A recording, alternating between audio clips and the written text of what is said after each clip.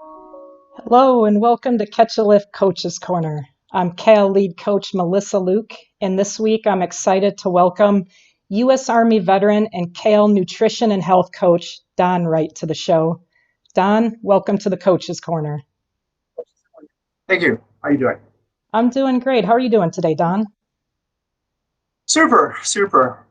Good. Looking forward to the day. Oh my gosh, I know. I'm so excited for this episode, and I know you and I have a lot of topics kind of in nutrition and health that we want to kind of go through. So let's kind of get right started talking with, lifestyle and habit. Don, how do you build a healthy lifestyle? Well, first you've got to take stock of where you are. What is your health at the present? Are you overweight? Are you underweight? Are you feeling good about yourself?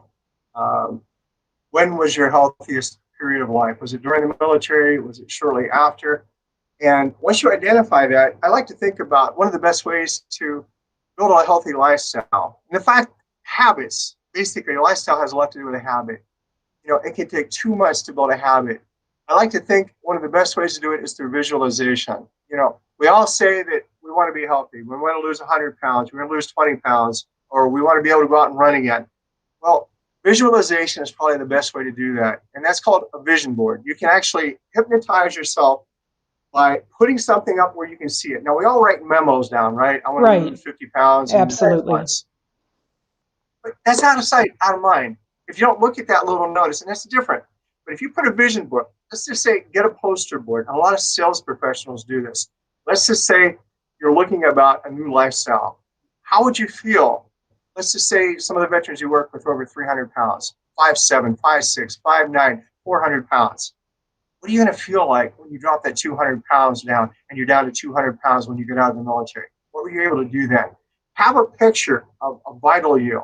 Now, it can also mean that I'm looking to go ahead and have a new vehicle. I want a new sport utility when I lose this weight. I want to do some hiking. I want to go out and do the things. A new mountain bike. Put those things there. Put that board up someplace in your bedroom or your wall in your living room where you can see it. Believe it or not, it's medically and psychologically proven. Psychiatrists have proven that by doing something like that, you can actually train your mind and hypnotize yourself to do what you need to do to change that healthy lifestyle. It That's starts with incredible. eating, it starts with sleep. Yes. Yeah. And visualization is more important than writing something down. Visualize it. I know it sounds corny. Go out and get a poster board. Put yourself down there as the healthy you that you want to be. Now, you don't need to put Arnold Schwarzenegger, in the weightlifting days. You might put something a little better, a little similar, that you might be able to attain. But by putting that down, you can attain it. And that's a fact. Yeah. Life, it's not a step and it's not a race. You're not out running a 1 mile race. It's a marathon. Lifestyle is a part of who you want to be for now, for tomorrow, and the future. So step by step, the vision board, you can literally have it starting on the left side, on to the right side, where everything that you want to attain is there. It's a reminder. You can tweak that lifestyle. You can tweak that vision board, right? Um, it's up to the person, and you have to Yeah. have the commitment to do it. That's where the vision board helps. Yeah, I really like the idea of that vision board. And again, like you said, it's very easy to, kind of say goals or say what you want. I want to lift this much weight, I want to lose this much weight or gain this much weight, but it goes It's like a out of sight, out it's of like a mind New Year's quick. resolution. Yeah. Yeah. So right, I How mean, I many want to people stick to a New Year's resolution? they go out the I window don't think it's fast. even half. They go out the I window don't think it's quick. half. That's right, out the window. I put it there. 2 weeks later, I'm not eating cake. Oh, I had that piece of chocolate cake at the restaurant. Looks really good. It's out the window. Yeah. What do Don, what's your kind of approach? So when you take on, a new client, kind of for your coaching and you're talking about this and you're talking about a vision board and setting that up, how long does it take someone to really get into that kind of lifestyle and habit before it kind of takes hold in their life? Ooh, you got to do a lot of background research. I like to send out a health history, which basically looks at their past, their present, where they're looking to go, but most importantly, it also looks at the family members. What's the health of your mother, your father? How old were they? Did they suffer certain diseases? What were the foods that you liked to eat as a kid? What do you eat now? What are you suffering from right now? So many veterans are depression, anxiety, psychosis, basically from wartime experiences, and you got to get a handle on that, and then from there, identify some things, simple steps that you can start out with. Like you find out what's your typical diet. Well, the typical diet, I spend 5 days a week going out to fast food restaurants. How many home meals do you cook a week? Well, maybe one or two. Well, right away, you have a problem right there with the food that's coming in. Right. Because it's not just what we eat, it's what we absorb. And if you're absorbing junk from McDonald's or Wendy's or Burger King or the rest of these fast food nightmares, then you're going to have a problem. So identifying 2 or 3 things and then working on those and then moving on from that. It could be typically starts with diet. Sleep is vitally important. How many hours of sleep are you getting? I'm only getting 3 or 4 hours of sleep. Well, fact, if you're getting less than 7 hours of sleep, your body needs at least that much sleep just to revitalize, to restore, to rebuild. So many people have problems with sleep. So it can be the major problems that are identified from the health history and the initial session. It's different for everyone. Right. But usually there's 2 or 3 that come up. So let's shoot off on that. So like you said, Don, sleep is a common issue, and I Yes. mean, I can tell you too, with myself, sleep is something I have struggled great for the past 15 years. What is your advice, or, what do you tell folks that you work with, Don? What can we do through food supplementation that can help with sleep? Well, some of the things that you can do, like melatonin, it has a lot of natural melatonin in sleep, which, a couple hours before sleep will actually turn the sleep cycle on. The other thing is, too often we're stuck in blue lights. We have our computer, we have our cell phone, we have our television, we have our speakers, we have our smartwatch, smartphone. All those things emit radiation that can interfere with natural melatonin in the sleep cycle. Get them out of your bedroom. Make your bedroom as dark as possible. Tune out on your electronics a couple hours before bed. Always tune them out. Relax. Try to put aside the clutter in your mind that you've had going on. Sometimes, you'll go to bed 2 or 3 hours thinking about 15 things you want to do the next day. Right. Make a list. Forget about it. Look at it the next day. I had one fellow, for months, I couldn't figure out. I tried everything, foods, different things to try, supplements, melatonin, tart cherry juice, you name it, kiwi, all kinds of different things, natural foods. He kept having problems with sleep. So I finally asked him, describe your bedroom. Do you have any electronics? No. Oh, well, do you have any light? Well, yeah, I have a lot of light coming. Where's it coming in from? Well, I don't have a door because I'm 350 pounds. In case there's an emergency, they took the door down so they could get into me quickly in an emergency. I said, so you have all the noise and light coming into your bedroom because you don't have a door.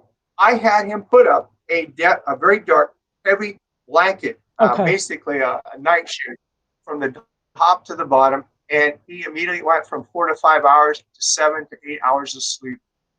That's Just by that incredible. one Wow. thing. The room should be dark. And the other thing, cold is better. 65 degrees is better. Even colder is better. Sleep with a blanket in the middle of summer. It's the best. We sleep better. We restore better in cooler temperatures. 70 degrees is too warm. 65 degrees, I would say, would be optimal if you can get that. And if not, turn a fan on or something, get some breeze, but sleep cool. Yeah. Don, something else that, I know you're very passionate about and you talk about with a lot of our veterans. Can you talk a little bit for us too about eating local? Oh, well, first off, if you eat local, it's fresher. It's fresher. You got something, if you're on the East Coast and you're getting something grown in California, it's got to go through the picking process, the cleaning process, the shipping process. It could be days to a week before it gets there. It loses a lot of nutrients. When you grow local, also, you have a tendency, you can talk to the farmer. Co-ops and things like this, or small farmers markets, you can find out how the food is being raised. A lot of these farmers are using very little or no pesticides, herbicides. They're not necessarily organic, but the way they're growing the food in good soil is better Right. for you. It's better to have something fresh, and it may not be organic, than it is to have something organic taking a week to 10 days to get to you. Yeah. And you're also supporting your local community. You can have a good relationship. You can learn a lot about healthy eating from the food that the farmer can provide and the grower can provide. Plus, the nutrients, the vitamins, all higher, more dense Yeah. when food is fresh, just picked. Um, Um, I was going to say too, so for folks that, that don't feel, you know, and I guess it depends where you live and the time of the year, but so for instance, Don, like I said, like I live in Wisconsin, so for a good chunk of the year, there's no fresh produce. So folks kind of in that situation, how do you recommend them to kind of shop through a store? well, I personally prefer organic and non-GMO as best as you can get it, as often as you can get it. It's better soil, it's more conditioned, it's better for you. But fresh, flash frozen organic vegetables can offer almost the same benefit as fresh picked, flash frozen. Some of the stores will have their whole brand of organic vegetables. You get broccoli, you can get corn, cauliflower, peas, asparagus, Brussels sprouts, kale, spinach, all fresh, flash frozen. So frozen is not necessarily bad. In fact, it's a much, Okay. much better choice than going with cans. Canned goods offer a whole nightmare of problems. I would go with fresh, frozen, organic if you can find it. Always organic. You get it. Okay. So since we're kind Then of, since we're talking about those foods, Don, can you talk to us about identifying what is in a food? What's a carb, what's a protein, what's a fat? well, what's in a food? The macronutrients. It breaks down. You'll usually see on a label, you'll see fats, you'll see carbohydrates, you'll see protein. Fat has 9 calories per gram. So if you have a product that has 200 calories, let's just say, and it has 10 grams of fat, that's 90 calories right there coming from the fat.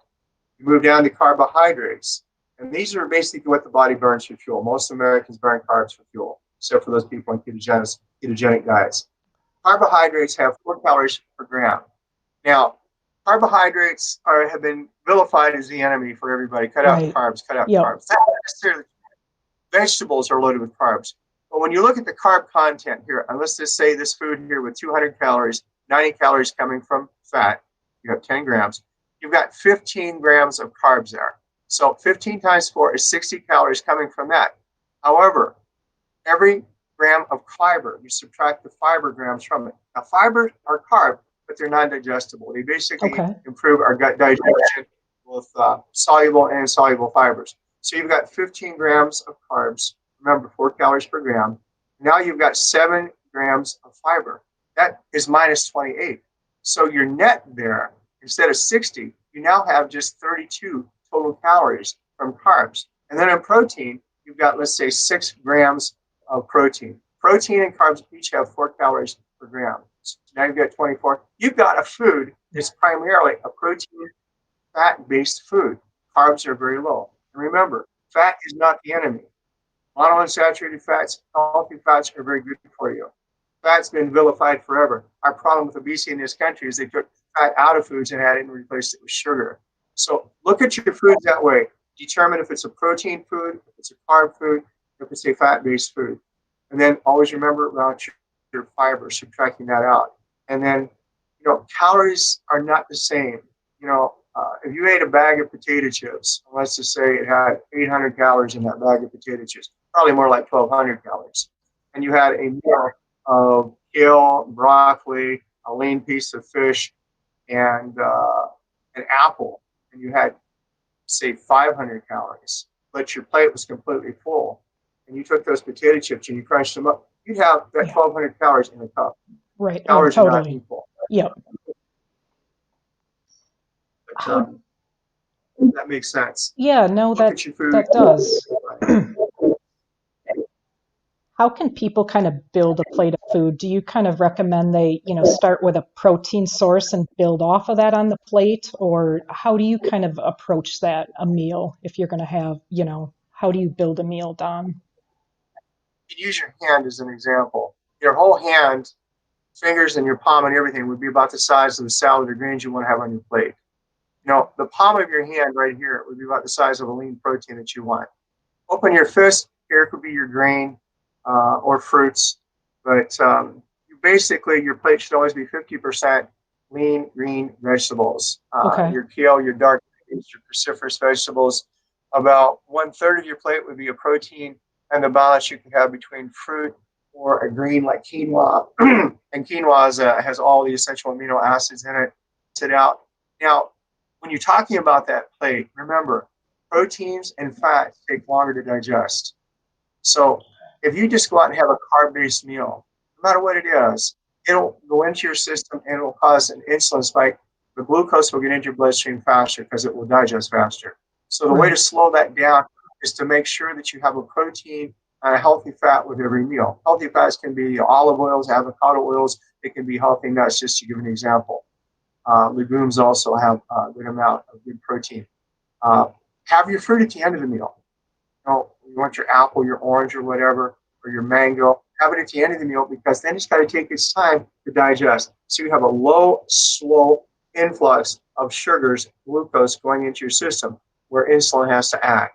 It's also great for diabetics, but it's also good to keep you feeling full. Protein is the feel full food longer. And if you just have carbs, have a breakfast with just wheat pancakes. 2 hours later, you're starved. Right. Have a breakfast with an omelet, maybe some whole grain wheat pancakes, some fruit, and you're good from 8 o'clock to lunchtime. You Oh, eat less, you totally. feel better. Yeah. So let's expand right off of that, Don. So something that, and I mean, I struggle with this. I run into a lot of other too. Can you talk to us about preparing like healthy whole foods? Some of these vegetables and stuff. What's some ways that we can prepare them, that Well, I they taste good and our families will eat? Steaming is the best way for certain vegetables. Broccoli, your cauliflower, your cabbage, and things like that. Steaming retains a lot of the vitamins. Now, if you're cooking a stew or something like this, and you're using a purified water base, all your minerals and nutrients will drain out of that. So instead of throwing that water away, you don't want to cook something like that. You want to keep that and make a soup out of it, so all the vitamins and minerals will still there. Uh, Literally, you can throw anything and everything into a soup, chunks of meat, vegetables, or whatever, as long as that broth is contained. Yeah. Now, a lot of people have problems with broccoli. They don't like the taste of this. They don't like the taste Yeah. of kale. This is where I recommend an organic chicken broth or a beef broth as the base, because now you've already got a good base with a lot of flavor, and you're cooking this there. I would say boiling, as long as you're not throwing away the broth. Frying, um, frying is the tough part. That's where you get to try strategy. You have to be very careful about the oils you're using. Um, Right. Now, something like a wok, where you're having a good oil like an avocado oil or a light medium olive oil in your vegetables, that's a great way, but that's not frying. But you know what a wok pan is. Yes. I Yes. seriously recommend a great Oriental type dish with all the vegetables from snow peas and that great way using your healthy oils. Talking about oils, avocado, extra virgin olive oil, coconut oils are probably the three big ones. Basically, all your other oils, especially your corn oils, your safflower, your canola, your soybean oils, throw them out because they're way too high in omega 6. They're just killing our ratio of omega 6 to omega 3s to 6s. So you said avocado oil, olive oil, and what was the other one you listed, Don? Oil. Okay. Also, ghee. Coconut oil, yes. Okay. Ghee is also ghee is clarified butter, very good for you. Even pure organic butter. They might say a lot of people say that fat is bad. I disagree because your brain is mostly fat. Your body needs fat.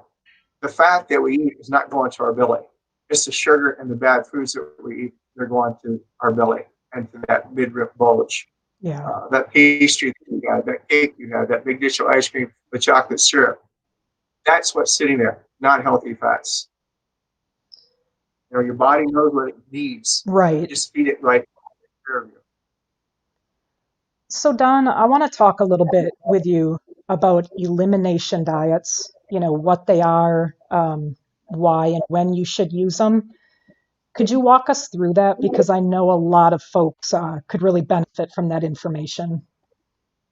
Elimination diets basically are applicable when you discovered it. Every time you have a bowl of ice cream or you eat a bowl of cereal and milk, you feel fuzzy, you get bloated, you feel irritable, you get a little bit of brain fog, might get a rash on your legs or something like this, or you have a little breakout. And you go 2 or 3 days, you don't have any cereal, no milk or dairy, let's just say, and you feel great.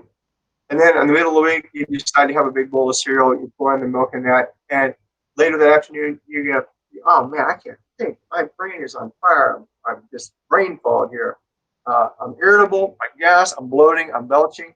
So an elimination diet, you've identified a trigger food. Sometimes it's more than one. It could be eggs, it could be gluten and wheat, it could be soy. You think that you've identified three. So you remove those three foods from your diet completely for 20 days. 20 days. You replace the wheat with gluten-free products. You eliminate the eggs. Some people have an allergy to eggs. It Right. could be the whites and the protein, it could be the yolks. You eliminate them. You go with an egg substitute. And soy, you cut it out. You get rid of that mayonnaise, which is number one soybean oil. You go with an avocado oil. For 2 weeks, about the third day, you feel great. You have no more brain fog. There's no more itching. There's no more rash. You feel like on top of the world. But at the end of the 20 days, what do? All right. Which of the three are the triggers? I'm not Yeah. sure. So on the 21st day, you have a big bowl of cereal and a heaping, you put 2 cups of milk in the cereal. You have cheese later on that afternoon, and you have some ice cream. Nothing happens. You go the next day, nothing happens. Dairy wasn't a trigger. You try that for 3 days, you have no issues whatsoever. You go to soy. Or no, we'll go to gluten, wheat, which is the most common gluten. You go ahead and you have a sandwich. You have some crackers. You get some peanut butter on your crackers, and that evening you get a splitting headache. Next day, the rash is back on the inside of your thigh, hot burning pimples. You're fuzzy, your brain, you just don't feel good at all. You're bloating, you notice you're belching. Holy crap, that weight is killing me. You've identified something there. On the third day, you go ahead and you look at the soy. There's no reaction. So you've identified gluten. All right, now, does that mean that you're forever going to have a problem with gluten? You're having a reaction to it. Remember, there's allergic reactions, there's sensitivity, and there's intolerances. Intolerance is more of the bloating, the gassiness, and that, which about 70 to 80% of Americans have to gluten. So you can go, they've shown this, 6 months with no gluten whatsoever. Now remember, wheat today is nothing what it used to be. It's loaded with gluten. And that's a protein. In 6 months, you have a piece of whole grain wheat bread, and you have a sandwich to try to see if you desensitized your body. Because remember, the things that we like the most, that we eat the most, are typically the ones that we're sensitive to. And you find out that we're okay with that sandwich. But an elimination diet is to find the trigger that causes this miserable feeling, bloating, gassiness, brain fog. Right. And sometimes it helps to work with a doctor, especially helps to work with a health coach. But you have to be diligent in what you're eating, when you're eating it, to identify it. And typically it's more than one, but typically it's a 20-day period that lets your body completely cross out of all the protein, the offended proteins that created the antibodies, to get it out of your system. Usually that's enough time. So if a person, like if I was going to try an elimination diet, you remove that item and you're going to give it at least 20 days before you reintroduce it. Is that correct? Okay. 21st day, bring it back. You want to bring it back, not just a little piece. You want to bring it back. Okay. You want to have a sandwich. You want to have a toasted cheese sandwich, whatever the offender seems to be. Bring it back so that your body's going to react to it. And then once that reaction occurs, you've identified the trigger. It may not be lifetime. Right. But it might be that you can save yourself from future aggravation. What about if it's been a period of a time, person has eliminated foods, say like gluten or a soy, like, you haven't eaten it in a year or more, or 6 months and more. Are you going to get sick if you just go back and, like you said, like, I eat a sandwich, or, you eat a bunch of gluten or soy? If it has been a significant period of time, should it be reintroduced slowly, or does that not really factor? Very, very slowly, very, very, very small portion of it. People have been known to have death allergies to peanuts, have actually been able to reintroduce peanuts slowly in the future.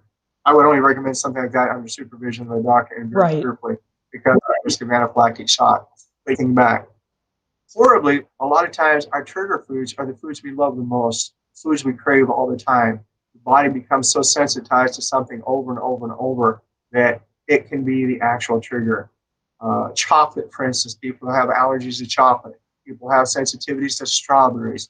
You name it, almost any food in the world you can have a reaction to if you eat Right. too much of it. That's why diversity in diet is so important. You don't feed yourself different things all the time. Oh, that makes a But yeah, lot of you sense. have to taste it carefully. And I wouldn't try before 6 months. Right. I've got couple questions, Don. I'm going to kick up to you from our live viewers. The first um, one of our guests says, I think I think tastes change a bit as you continue to diet. I started dieting seriously about 5 weeks ago, and my taste for vegetables are much different now. In the beginning, I hated them, but not anymore. Is that common for people? Yes, it is. And likewise, it's also for people that ate a lot of meat. They'll have a less taste and desire to eat meat. Your body responds to what's good for it. The gut brain connection is absolutely massive. And when you feed the good bacteria in your gut, they actually send signals, reinforcement signals, that taste buds. The way we taste, everything from your mouth to your anus is part of your microbiome. So 80% of our immune system resides down there. The nerve connection is just amazing down there. So you will have a taste change. You'll taste foods differently. You'll like foods that you never really thought you'd like before based on the response you're getting from the gut microbiome. Because in our bodies, there are 100 trillion bacterial cells. There's 10 trillion human cells. So they outnumber 10 to 1. So when you feed them right, you'll definitely see a change in the way you taste foods. That's just amazing. The human body is just incredible. Just incredible. So here's another question for you, Don. What about making food in an air fryer? Is that a legit way to cook, or is that kind of cheating the system? No, it's a legit way to cook. An air fryer is just using high circulated temperatures in the air. You're not adding any bad oils or whatever, and you're retaining the moisture a lot of times in the food. And it also depends on what tastes good for you. Remember, any way of cooking can be adequate if you take the time to make sure that it's healthy. Air fryers, I would recommend any day over a traditional frying pan with oil. Very good. Supplementation. I know this is a big one. Um, Don, Yeah. what are most people deficient in that they should be supplementing, or where do we even start with supplementation? Well, statistically in this country, probably well over 8 out of 10 people are deficient in vitamin D3. D3 works in partnership with K2. K2, they call it the old paleo vitamin, but D3, K2. Then magnesium. Magnesium is essential for every bodily function, from cramps at night, for muscle development, for brain, neuron development, A to Z. Magnesium. We are vastly deficient in magnesium. Iodine. Believe it or not, iodine. 90% of Americans are deficient in iodine. What uses iodine? The thyroid. What does the thyroid do for the entire body? It shows how we're burning. It shows whether we're burning too slow or too fast. Are we too weight? Are we overweight? Are we underweight? Your thyroid. Goiters used to be back in my days, back in the 40s and 50s. People have goiters, big Yep. old bulges in their neck with the thyroid. Lack of iodine. People in the West and the Midwest typically are very short in iodine because they're away from the oceans. So they need to supplement. The best way to supplement iodine is in a glycerin-based iodine, 3 drops a day. Okay. And it's not going to hurt you. And doctors usually don't test it, but it is essential for the thyroid. I also recommend, so many of the veterans you work with have a lot of stress, Yeah. whether it's due to anxiety, whether it's due to depression, whether it's remembering nightmares and things like that. The stress vitamin is vitamin C. Vitamin C is a water soluble vitamin, which means you can take 5,000 milligrams of it a day, which is about what I would recommend, Okay. and it washes out, taking over the course of the day. Now, there's different types of vitamin C's. I recommend one called liposomal vitamin C. It stays in the body longer. But remember, if you're under stress, you're burning vitamin C even faster. If your job is stressful, you're burning more vitamin C. And vitamin C is designed to keep our stress under control. And when your endocrine glands go out of whack, when your fight, flight, freeze modes are always out there, you can go into Yeah. overload, burn your system out. Vitamin C is a great way to go. I was I just didn't looking to I see didn't if know I that can use about I didn't know that about vitamin C. it's a I didn't stress realize vitamin. that. Okay. It's water soluble, so it can't hurt you. If you take too much, you'll get diarrhea. It will not cause problems, but if you're taking 10,000 milligrams, all of a sudden you get diarrhea, back it off to 5,000 Yeah. milligrams. But literally, it's also good for your immune support. It's good for the immune support.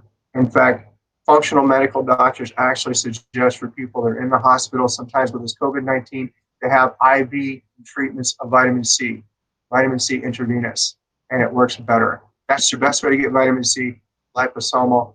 Going out and buying a store with the vitamin C, and just the old tablets and that, Right. 95% that's just washing out. You're wasting your money. Okay. Also, I Uh, want to mention fish oil. Fish oil. oh yes. Tell us about that.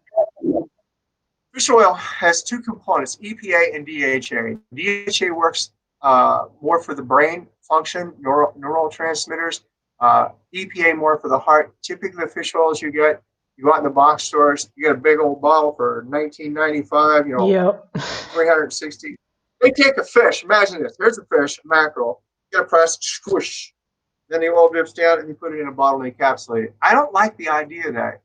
Um, when you buy fish oil, you want to have a balance between the DHA and the EPA. It's better to spend more on a good quality fish oil.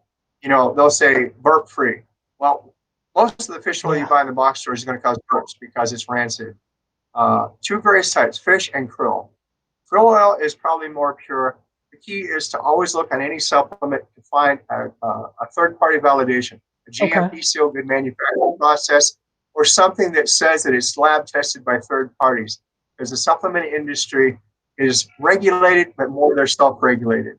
So there are a lot of great companies out there, but you have to take due diligence to make sure that your company you're buying from offers third-party validation, third party's key, and that they've got certification either through a supplement manufacturers organization or GMP. And you go out on Amazon, you can buy good vitamins on Amazon. Absolutely great. But Amazon often pays for ratings that aren't true. Yeah. So just by going out and looking at Amazon and saying, this is a great vitamin C, everybody gives it 5 stars, it Right. might be bogus.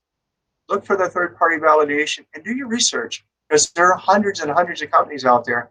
And supplements are essential today because the soils that we grow food in are severely depleted from what they were 50 to 70 years ago. You can Absolutely. book corn and not get the same nutrient mineral content as corn grown in the 1940s. 1 year. It's that bad. But those are the main supplements that I would recommend. Okay. Um, Don, going back to that iodine for a minute, what about iodized salt? Is that going to iodized get, salt, what's that going to do? but iodized salt is bleached. There's a lot of chemical processes. The iodine you're getting in there is not necessarily the best form of iodine that you can get. Okay. Kelp and seafood and seaweed are good sources of iodine if you don't want to go with the regular iodine.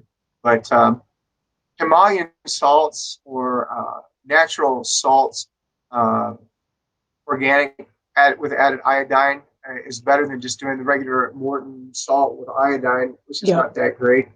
But salt is not the culprit so often in our bodies. It's other things, but I would go with the organic salts. And Okay. personally, since 90% of Americans are short on salt, I would go with the drops. And you can get a bottle for like $19 to $20 from a certified company, and one bottle will last you for 6 months. And it's your health. You can go out there and spend $2,500, $3,000 on a 75-inch big screen TV, sit Right. there in your chair, beer, eat a bowl of potato chips and stuff like this, and think you're fat, lazy, and happy. Simple fact is, spending 20 some dollars on a little bottle of iodine, 3 drops a day, Lutheran Farm, organic, your health. It's your health. Sometimes you got to go out, and when you spend money on your health and your good health, it's far better than spending on stuff that you're going to replace in the future, anyways. Yeah, absolutely. You Don, what about, is there ways to, so something that a lot of people in the veteran community struggle with because of some of the injuries is low testosterone is a common condition. Ooh, is there ways to address that through healthy kind of eating, number one. yeah, Healthy eating and exercise. And I go, fasting can actually improve your testosterone level. It I'll increases talk human about growth that hormone. next so we can go right into that too. Um, but testosterone has a mixed bag. You know, the testosterone shots, there's a lot of schools that say it links to cancer with the creams, whatever, you know, keep away from pregnant women. I think if you eat healthy, if you have 50% of your plate with dark leafy greens and vegetables, and always focus on that, have good quality protein during the day, and exercise, get sleep, you'll maintain your testosterone better. Now, if you have a medical condition and they literally identify and you've done all these things, you've eaten healthy, you have good sleep, exercise, and you're still very low in testosterone, for whatever reason is causing a problem for you, then work with your doctor. I would suggest functional medical doctors instead of traditional Western, because a functional doctor is going to look at what your root cause of the problem is. He's Okay. going to diagnose and treat the problem, not treat the symptoms, which too many doctors do. So if you're going to go testosterone, I would say go with a functional medical doctor or holistic doctor.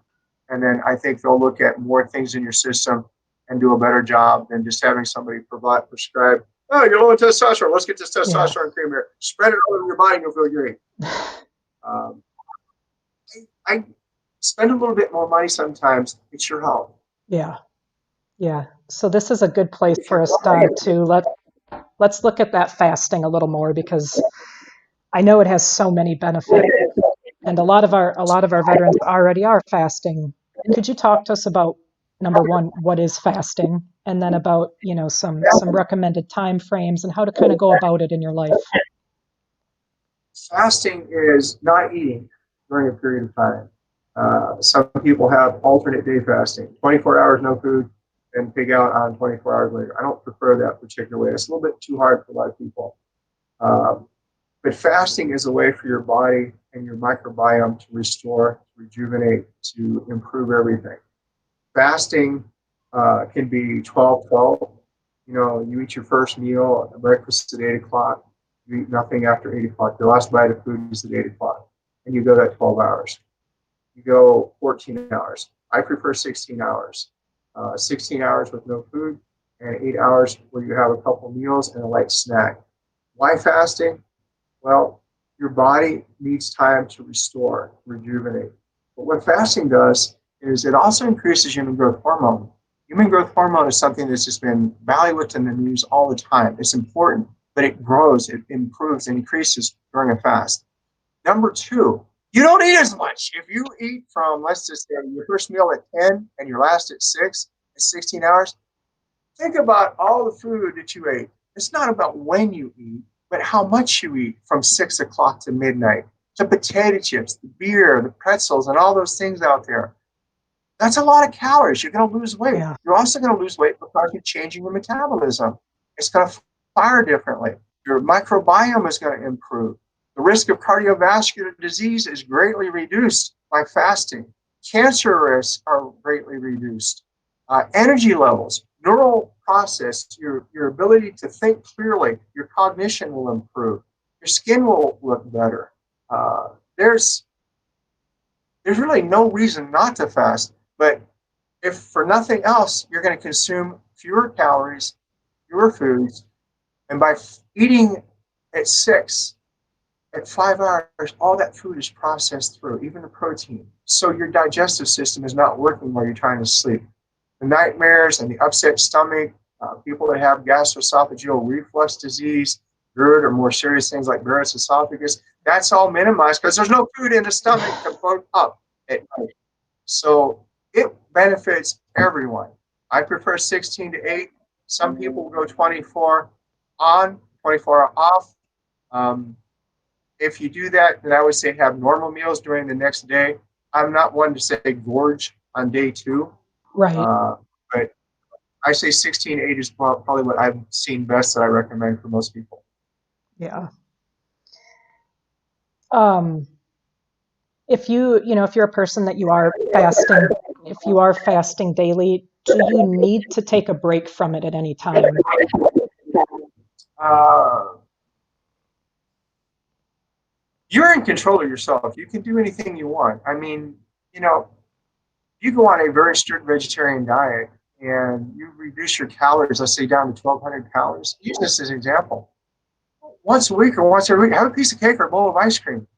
Trick your body, because if your body thinks it goes into starvation mode or something like this, it'll slow your metabolism down. No matter what you do, you won't lose weight.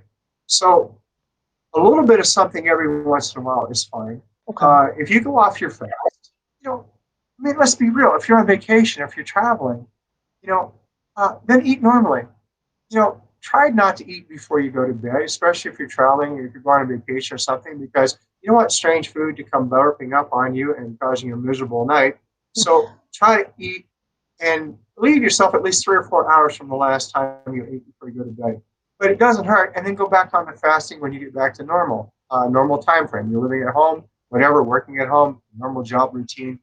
Uh, but to fast and then to forget about it and to go back and slip into bad habits, that's a real problem, because then you get into almost like that diet yo-yo concept. Right. And 95% of diets don't work. And I think if you fast and then skip it and just go back to just eating all day long and eating up to just before you go to bed, I think in a way it'd be like a yo-yo diet. Gain Right. all weight back and benefits of fasting will be lost. Yeah. It's a lifestyle choice.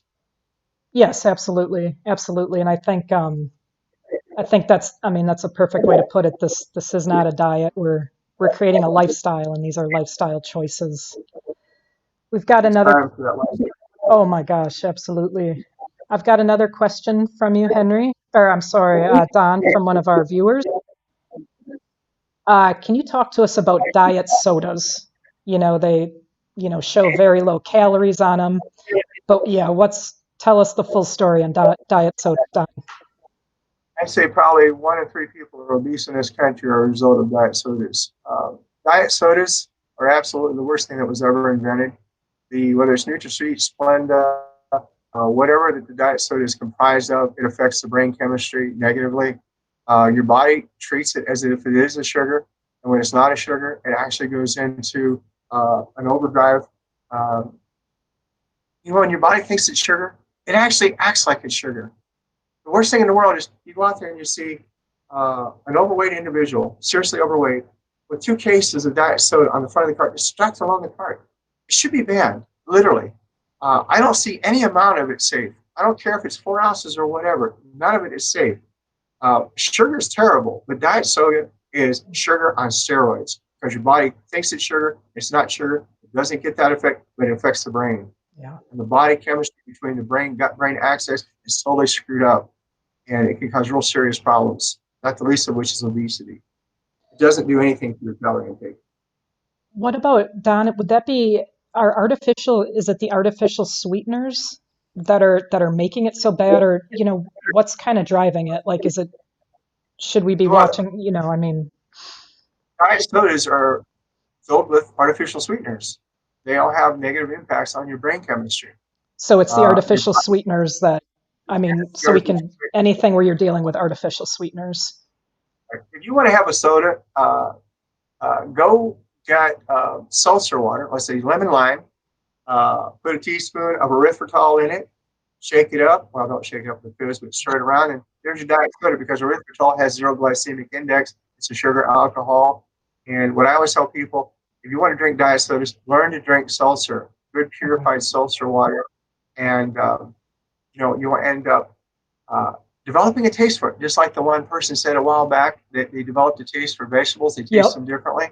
Well, you'll find out that sugar craving, which you get typically from sucralose or Splenda, or NutraSweet, will be replaced by the absence of it. And if there's a problem, put a little bit of erythritol. I recommend erythritol because it's just like sugar. Put that in there and drink that. And then gradually get a wean off the erythritol and drink. I have, like in my house right now, I have 8 cases of seltzer water, flavored seltzer water for storage Okay. for the future if it's ever needed. But just stay away from diet sodas. It's just no good for you. I've And got no an good. Just I've like got a sugar. got Sugar's another one here for you, Don. What about, and I'm probably going to pronounce this wrong, kombucha? Kombucha? Oh, fermented vegetables, Yes. fermented cheese, kombucha. Yeah. Is that as healthy as they say? Do you recommend it? It is very, very healthy. Any fermented food benefits immediately your gut bacteria and fauna and flora. It's good for your health. It's good for your skin. It's good for your digestion. Uh, I actually bought a kombucha kit and found out that I had mold on it. I had to throw it out. Oh no. I was very disappointed. So I started buying it. If you want to make your own kombucha, this is the book for kombucha. It's called The Big Book of Kombucha. Um, it's excellent, but make sure your house has low humidity. If your Okay. house has any humidity, make sure you have a dehumidifier because mold spores, as soon as you get mold on kombucha, and kombucha is the symbiotic relationship between yeast and bacteria. It forms like a big jelly ball, but it ferments and it's made from tea. And what it is fermented tea. And any Huh. fermented foods are good for your digestion, good for your health. This would be the book. Just make sure you have no mold in the house. That's a good Your tip. dehumidifier. That's great to The 2 know. gallons and you have to throw it out. Oh, that was awful. Oh, I bet it was. I bet it was. Can't get rid of the Um, mold either once it's there. do you, one last thing, Don, if could you touch for us on probiotics? Probiotics and prebiotics, so you need to go hand in hand. Okay. Probiotics and the environment. Now, you can get probiotics in the food that you eat. Good supplements, can take twice a day. But I always combine probiotics with prebiotics. Okay. Prebiotics are the food. Uh, Probiotic is like putting a plant in soil but not fertilizing it. The plant will grow initially, and then the plant won't grow. It'll stunt and eventually die. Prebiotics are the food. Um, so you want to make sure that you combine a good probiotic with prebiotic. Again, and this is crucial with probiotics. So many of the cultures are dead by the time you take them. Right. Now there are natural probiotics like Saccharomyces boulardii. That's actually a yeast, but it acts like a probiotic. It's an earth probiotic, which means it will survive the stomach acid. A probiotic, you should always double check it, double blind, make sure that it's got third party testing because everybody wants to make probiotics out there. Yeah. Hundreds and hundreds of people make probiotics. Probably 50 to 70% of them are dead. Now, even if it's dead, it still can have benefit for you because probiotic is not going to increase the culture in your gut. Imagine the Amazon rainforest. That's your gut, that's your microbiome in your intestines, in your large intestine. Oh, Amazon. Well, if you sprinkle fertilizer on a number or section, on just one little square acre of that 1,000 square mile area that you're looking at, which is your gut microbiome, it's going to make that little area grow, but it's going to wash out because the Yeah. trees are already there. Probiotic and prebiotic are designed to keep the bacteria in your gut healthy, and you need to feed them. That's where prebiotics come in. You shouldn't have one without the other, but double check standards on probiotics. Good manufacturing process, do your diligence, make sure that there's third party testing and validation. A lot of times the doctors will produce their own probiotic. They put their name on it, so you might pay a little bit more for it, but you know that the doctor's name and reputation, like Gundry and different people like that, is probably going to survive your stomach acid, because that stomach acid is designed to break everything down. So Right. I do recommend them, breakfast and dinner, but I also take a prebiotic with it Okay. every day. Okay.